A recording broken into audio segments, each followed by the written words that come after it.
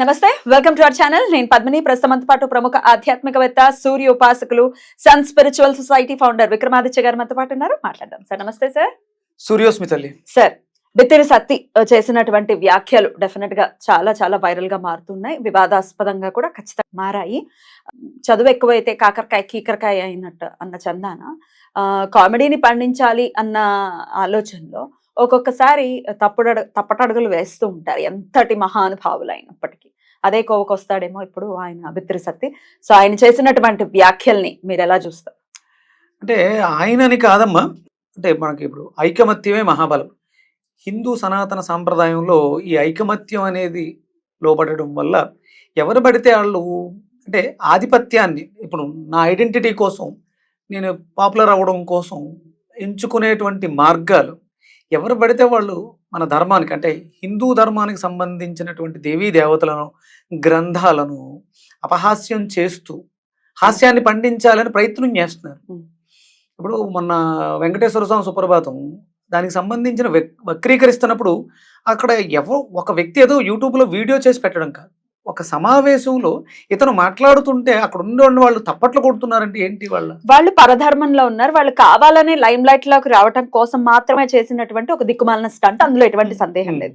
తిను ఒక హిందూ అయి ఉండి మన మన భగవద్గీతని, లేకపోతే మన భాగవతాన్ని, మన ఇతిహాసాలని ఇట్లా అపహాస్యం చేయటం, మనకు అసలు ఏది, మన బుద్ధి ఏమైంది అనేది ఇక్కడ ప్రశ్న. అదే ఇప్పుడు మనకు చూడండి, సినిమాలు మనం రాముల వారి చరిత్ర ప్రభాస్ గారిని హీరోగా పెట్టి అతను కూడా హిందువే. ఇప్పుడు అక్కడ చేసింది, సినిమా చేసింది నిర్మాతలు కావచ్చు, డైరెక్టర్ కావచ్చు, హీరో కావచ్చు, వాళ్ళందరూ హిందువులమే.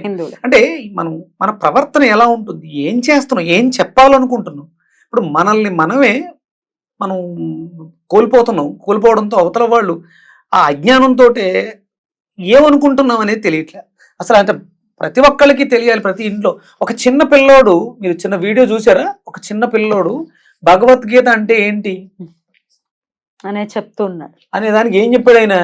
ఒరే, నువ్వు ఒక బొమ్మ కొనడానికి వెళితే ఆ బొమ్మను తయారు చేసిన వాడు ఒక మాన్యువల్ పెడతాడు, ఆ బొమ్మను ఎలా నువ్వు ఆపరేట్ చేయాలని. మనుషుల యొక్క మాన్యువల్ భగవద్గీత. ఎలా బతకాలి, ఎలా బతకూడదు. పసివాడు అంటున్నాడు, వాడు చిన్న పుట్టాడు, హిందీ షోలో. అతను A for Arjuna, B for Balarama, apple, B for ఇది కాదు. అంటే ఆ జ్ఞానాన్ని చిన్నప్పటి నుంచి నేర్పించడం వల్ల వాడిలో ఆ శక్తి నిబిడీకృతం అయింది, ఆడుకున్నటువంటి జ్ఞానం. ఇప్పుడు అక్కడ ఆ కుర్రోడు ఎక్కడ నెతుక్కోవట్లేదు. ఇది ఎక్కడొచ్చింది అంటే పెంపకంలో లోపం. ఇప్పుడు మాట్లాడినటువంటి బిత్తిరి సత్తిదా, లేకపోతే దాన్ని ఎంటర్టైన్ చేస్తూ చుట్టూ ఉన్నవాళ్ళదా, లేకపోతే తనను పెంచిన వాళ్ళదా, తను పెరిగిన వాతావరణాన్ని? అంటే 100% ఇవన్నీ కూడా భాగస్వామ్యమైనవి. మన ధర్మం మీద మనకి అవగాహన లేకపోవడం, భగవద్గీత గురించి పూర్తిగా ఎవరికి తెలియకపోవడం. ఇప్పుడు మిగతా ఉన్నాయమ్మా, మీకు మిగతా గ్రంథాలు ఉన్నాయి, బైబిల్, ఖురాన్ ఇవన్నీ ఉన్నాయి. అవి ప్రవక్తలు రాస్తే వచ్చినాయి, కానీ భగవద్గీత సాక్షాత్తు భగవంతుడు చెప్తే వచ్చింది. భగవత్ వాచ. ఇది భగవంతుడి నోట మనకు తెలియబడినటువంటి. దీని గురించి ఎవరికి ఏం తెలుసు? 18 అధ్యాయాలు, 700 శ్లోకాలు ఏం చెప్తున్నాయి? దాని గురించి తెలియకుండా ఇష్టం వచ్చినట్లు చూడండి. రాముల వారిని అపహాస్యం చేసినందుకు దారుణమైనటువంటి మరణాన్ని పొందారు. అంటే మరణం అందరికీ సహజమే, కానీ కళ్ళు పోయి, అంటే మనం దేంతో చేస్తాము, నవ్వుతూ చేసిన పనిని ఏడుస్తూ అనుభవించాల్సి. ఇది కలియుగం, అక్షర సత్యం. కర్మ కట్టి కుడిపేస్తుంది, ఎత్తుక్కుంటూ వస్తుందమ్మా. అయితే సినిమాల విషయంలో కానీ ఏదైనా అపహాస్యం జరిగినా, లేకపోతే ఏదైనా కొంత లిబర్టీ తీసుకుని సినిమాలు చేసినా, లేకపోతే ఇట్లాంటి కామెడీ షోస్ చేసినప్పుడు కొంతమంది సో కాల్డ్ సెక్యులర్స్ నుంచి వచ్చేటటువంటి స్పందన ఏంటంటే, నెటిజన్స్ లో మనం చూస్తూ ఉంటాము, సినిమాని సినిమాలో చూడాలి, కామెడీని కామెడీలా తీసుకోవాలి అని పెద్ద చాలా అద్భుతమైనటువంటి ఉపన్యాసాలు గంటల కొద్దీ చెప్పినట్టు కమెంట్లు పెడుతుంటారు. ఎట్లా చూడొచ్చు సార్ దాన్ని? అమ్మా, ఇప్పుడు సినిమా అనేది మనకి, సినిమా ఆవిర్భావం జరిగి ఎంతకాలం అయింది? 100 ఏళ్ళు అవుతుందా? మనం 80-90 years అవుతుంది. మనం 75 చేసుకుని 10 ఏళ్ళు అయిపోయింది. 85 సంవత్సరాల క్రితం ఆహ్లాదకరమైనటువంటి అద్భుతమైనటువంటి సినిమా ప్రపంచాన్ని చూసాం. మహామహులు కేవీ రెడ్డి గారు, బిఎన్ రెడ్డి గారు ఎంత అద్భుతమైనటువంటి కళాఖండాల్ని, కావ్యాల్ని మనకు అందించారు. వాళ్ళు ఎక్కడా కూడా హిందూ ధర్మంలోదే హాస్యానికి ఏమైనా తక్కువ. అలనాటి ఆ సినిమాల ఆ హాస్యపు సీన్స్ ఎంత బాగుండేవో, ఎవ్వరూ నొచ్చుకో ఆరోగ్యకరమైనటువంటి ఆనందాన్ని ఇచ్చేవి. ఇప్పుడంతా కూడా వ్యంగ్యం తప్ప ఎక్కడున్నారమ్మా హాస్యాన్ని? మీరు చూస్తున్నారు, కొడుతూ ఉంటే కామెడీ, కామెడీ, కొడుతుంటే నవ్వుకోవటం, కలర్ తో మాట్లాడితే కామెడీ, హైట్ తో మాట్లాడితే కామెడీ, ఒళ్ళున్న వాళ్ళతో కామెడీ. ఇదే కామెడీ. కామెడీకి అర్థం ఉన్న అర్థమే మారిపోయింది. సినిమా అక్కడ వాళ్ళు మనకి రాయలింగ నరసింహారావు గారు, సూర్యకాంతం గారు చూడడానికి గాంభీర్యంగా ఉన్న ఏదేది ఆవిడ గయ్యాలి అత్తగా ఉన్న అద్భుతమైనటువంటి ఆనందాన్ని ఎంత అది చూస్తూ కూడా హెల్దీ కామెడీ అమ్మ. అటు చూడండి, మీకు ఈ స్మైలింగ్ క్లబ్స్ ఉంటాయి కదా, పొద్దుటే లాఫింగ్ క్లబ్స్, వాళ్ళు కొని తెచ్చుకుంటారు నవ్వుని. దానివల్ల మన శరీరంలో దేనికోసం డొపామైన్ కోసం ఈ లాఫింగ్ క్లబ్స్ పెట్టుకుని యాంత్రికంగా నవ్వుతారు. దానివల్ల నష్టమే తప్ప లాభం లేదు. అది ఒక అద్భుతమైనటువంటి ఒక మంచి జోక్ని, హాస్యాన్ని పుట్టించే, రసం పుట్టించేటువంటి ఒక 4-5 మాటల్ని మాట్లాడడం ద్వారా నవ్వు మనస్సులోంచి వచ్చి ఆనందంగా ఉంటుంది. అది హెల్దీ. అంతే తప్ప ఇలాంటి వాటిని సినిమాలాగే చూద్దాం. సినిమా ఎలా తీయాలి? బాధ్యత లేదు. బోడంత సమాజాన్ని మీరు ప్రేరేపిస్తున్నారు. దాన్ని దృష్టిలో పెట్టుకుని వాటిని మనం అనుసరించాలి. అప్పట్లో సినిమాలు సంవత్సరాలు ఆడేవి. ఇప్పుడు ఈ వారం వస్తే వచ్చే వారం ఇంకేం వస్తుంది? పోటీ పెరిగింది. క్వాలిటీ లేక కాబట్టి అది ఇలా జరుగుతోంది. సినిమా అంటే ప్రతి ఒక్కడి బాధ్యత. అలా అని చెప్పేసి మనకి వాక్ స్వాతంత్రం ఉందని చెప్పేసి, వ్యక్తి స్వాతంత్రం ఉందని చెప్పేసి మన హిందూ ధర్మ గ్రంథాల మీదకే ఎందుకు వెళ్ళాలి? చూపించాలి, అవసరమే. అది ఎంతవరకు, ఏంటి, ఏం చేస్తున్నాం, ఎటు వెళ్తున్నాం మనం? అయితే ఇంకొంతమంది మేధావులు, కొంతమంది పక్కా సెక్యులర్స్ చెప్పేటటువంటి విషయం ఏంటంటే, మన ధర్మం గురించి మీరు మాట్లాడుతున్నారు కదా, నేను కూడా ఇంటర్వ్యూస్ చేసినప్పుడు మన ధర్మంలో ఉన్నటువంటి విషయాలు, లోటుపాట్ల గురించి మాట్లాడటమో లేకపోతే హాస్యం చేయటమో ఇట్లాంటివేవో మాట్లాడుతున్నారు కదా, మరి మీకు దమ్ము లేదా వేరే ధర్మం గురించి మాట్లాడటానికో లేకపోతే వేరే గ్రంథాల గురించి మాట్లాడటానికి మీకు దమ్ము లేదా అంటే, దమ్ము లేకపోవడం కాదు, వాటి గురించి మనకు తెలియదు, అవగాహన రాహిత్యం, వీటి గురించి తెలుసు కాబట్టి మేము మాట్లాడుతున్నాం అన్నట్టు. ఎంత అసలు ఇంకా తెలివికి పరాకాష్ట అంతే. మూర్ఖత్వం అమ్మా. ఇప్పుడు దేవుడు ఉన్నాడా అంటే ఉన్నాడు అని మనం అంటాం ధర్మంలో ఉన్నవాళ్ళు. సెక్యులర్స్ ఏమంటారు? దేవుడు లేడు అంటాడు.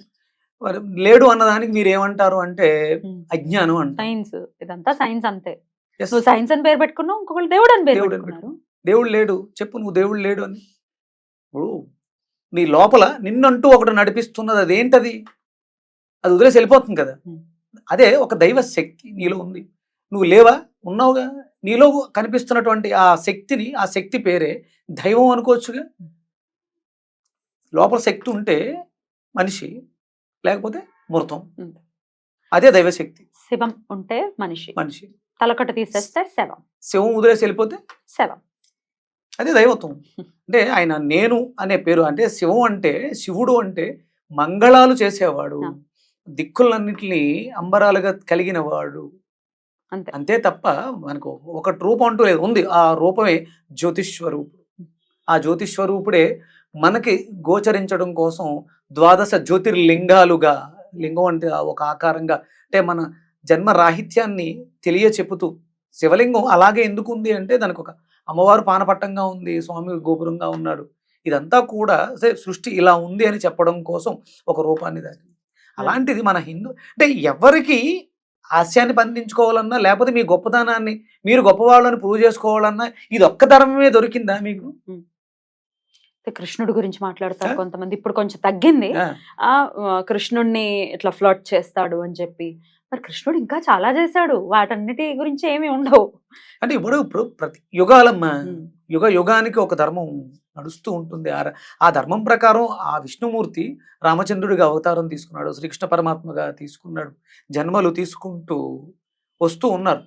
దాన్ని మనం అంటే ఏంటి, మనం చాలా అల్పమైన జీవితం అమ్మ. ఇప్పుడు మాట్లాడేసి వెళ్ళిపోతే రేపు ఉంటుందో ఉండదో కూడా తెలియని జీవితాలు మనవి. ఎంత జాగ్రత్తగా ఉండాలి. ధర్మాన్ని అపహాస్యం చేస్తున్నారా, తెలిసి మాట్లాడుతున్నారా, తెలియక మాట్లాడుతున్నారా? ఎగ్జాక్ట్లీ. అది అనేసి అంటే అవుట్ ఆఫ్, అంటే ఒక తెలియకుండానే అలా జరిగిపోయింది అని అనుకున్నా కూడా అలా అనేయటం, తర్వాత ఒక క్షమాపణ చెప్పేయటం ఎంతవరకు సమంజసం అనుకోవచ్చు? అమ్మా ఇప్పుడు చిన్న పిల్లోడు అయితే ఏదో తెలియక పొరపాటు చేశాడు, సరిదిద్దుకోవడానికి అవకాశం, ఎదుగుతూ ఉంటే మార్పు వస్తూ ఉంటుంది. ఒక సొసైటీలో ఆయనేమి చిన్న చితకా చిన్న వ్యక్తి చితకేం కాదు. కాదే. ఉమ్. మొన్న లాస్ట్ జరిగిన ఎలక్షన్‌లో కూడా ఆయన ప్రసంగాలు నేను విన్నాను. కొంచెం బావుంటాయి. బానే ఉన్నాయి. మరి అలాంటిది ఇంత అజ్ఞానమా? ఇది ఇది ఇంకా దీన్నేమనాలి? అజ్ఞానమా, అహంకారమా? అజ్ఞానమే అనుకోవాలి. అదే అహంకారం అయితే దానికి సమాధానం చెప్పాల్సుంటుంది. హ్మ్. ఎందుకంటే ఇప్పుడు అందరం హిందూ ధర్మం మీద జరుగుతున్నాయి. దాన్ని మనం కాపాడుకోవడం కంటే మనం పెద్ద పోటుగాళ్ళం ఏం గాదు. ధర్మాన్ని కాపాడేంత గొప్పవాళ్ళం కాదు. మనల్ని మనం కాపాడుకోవడానికి, మన ఉనికిని మనం కాపాడుకోవడానికి చేస్తున్నటువంటి ప్రయత్నం సంఘటితం అవ్వడం జరుగుతుంది. ఒకళ్ళు తోడవ్వాలి కదా తోడవ్వాలి. సార్, కదా. ఇది అంటే మనకెందుకులే కాదు, మనది కాబట్టి మనం కాకపోతే ఇంకెవరొస్తారు? హ్మ్. ఆ ధర్మంతో ప్రయత్నం చేద్దాం. ఇది కూడా ఒక రకమైనటువంటి ఇప్పుడు చూడండి, ఏదో పూజ చేస్తే ఫలితం కలిసొస్తుంది. ఇక్కడ ఈ ధర్మానికి అంటే ధర్మో రక్షతి రక్షితః అంటే నీ ధర్మాన్ని నువ్వు పరిరక్షించట్లేదు. నీ ధర్మంలో నువ్వు నడవట్లేదు కాబట్టి నువ్వు ఇబ్బంది పడుతున్నావు. ఇలాంటి వాటికి ప్రతిఘటించకపోతే దానికి పర్యవసానం మనం వ్యక్తిగతంగా, పర్సనల్‌గా కూడా కోల్పోవాల్సొస్తుంది. అంటే ఒక తప్పు జరుగుతున్నప్పుడు తప్పు చేసేవాడికి శిక్ష ఎలా అయితే దాన్ని ఉపేక్షిస్తున్న వాడికి కూడా శిక్ష పడే అవకాశం. ఖచ్చితంగా ఉంటుంది. అందుకని ప్రతి ఒక్కళ్ళు స్పందించాలి. హ్మ్. ఇప్పుడు ఒకవేళ నిజంగా ఆయన తెలియకే చేసుంటే ఇది తప్పు సరిదిద్దుకో అని చెప్పాల్సినటువంటి బాధ్యత చుట్టుపక్కల ఉన్న వాళ్ళది కూడా ఉంది. మనకెందుకులే, Yeah. రేపు వేరే వాళ్ళు దీనికి స్పందించే వాళ్ళు స్పందిస్తారు అని వేడుక చూడటం అనేది కరెక్ట్ కాదు. Correct. ఒకవేళ నిజంగా మీరు తప్పు చేసుంటే భగవద్గీత మీద మీరు చేసినటువంటి ప్రచారం దుష్ప్రచారమో లేకపోతే వెకిలితనమో వ్యంగ్యమో కాబట్టి ఆ పాపాన్ని కడుక్కోవడానికి ఒక 54 భగవద్గీతలు అంటే ఇప్పుడు మన తెలుగులో ఇప్పుడు అత్యధికంగా అమ్ముడవుతున్నటువంటి ప్రతి ఇంట్లోనూ చేరుతున్నటువంటి గ్రంథం భగవద్గీత. నెంబర్ 1 ప్లేస్‌లో ఉందమ్మా. బా! నెంబర్ చాలా 1 ప్లేస్‌లో ఉంది. సంతోషం. అంటే కొంచెం జనాల్లో కూడా అవేర్‌నెస్ అవేర్నెస్ వస్తాం. మిత్రసత్య గారికి ఈ వీడియో మూలకంగా నేను చెప్పేది ఏంటంటే మీరు చేసిన ఈ పొరపాటుకి దీన్ని నెత్తిన పెట్టుకుని ఇంటింటికి మీరు పంచిపెడతారో లేకపోతే నేను చేసింది పొరపాటు నన్ను క్షమించండి అని ఆ శ్రీకృష్ణ పరమాత్మని వేడుకుంటూ ఈ గ్రంథాన్ని ప్రతి ఇంటికి ఒక 54 108 పంచిపెట్టడం ద్వారా ఒకవేళ ఆయనలో ఆ మార్పు రావాలని కోరుకుంటూ ఈ గ్రంథాలు ఖచ్చితంగా ఒకవేళ ఆయన చేసింది తెలియక చేస్తే ఈ సూచనల్ని ఖచ్చితంగా ఒకవేళ ఆయన దాకా వెళ్తే పాటిస్తారు. పాటించు. అహంకారంతో చేస్తే మాత్రం పాటించరు. అయినా శిక్ష వేయడానికి మేము ఇంకొకళ్ళు కాదు, దైవం ఉంది. దైవం ఖచ్చితంగా కాదు, దైవ శక్తి దైవశక్తి ఉంది. మన చుట్టూ పంచభౌతాత్మకమైన శక్తి బయట ఉంది, లోపల ఉంది. ఉమ్. అది మిమ్మల్ని నిద్రపోనివ్వదు. అనవసరంగా పశ్చాత్తాపంతో కూడినటువంటి ఖచ్చితంగా దీన్ని అనుసరించాలి అని కోరుతూ ఎవరు ఎవరిని అంటే మీరు వ్యక్తిగతంగా దోషణలు చేసుకోండి, కానీ ధర్మం దయపోస్తే మాత్రం గ్రంథాలని ఉమ్.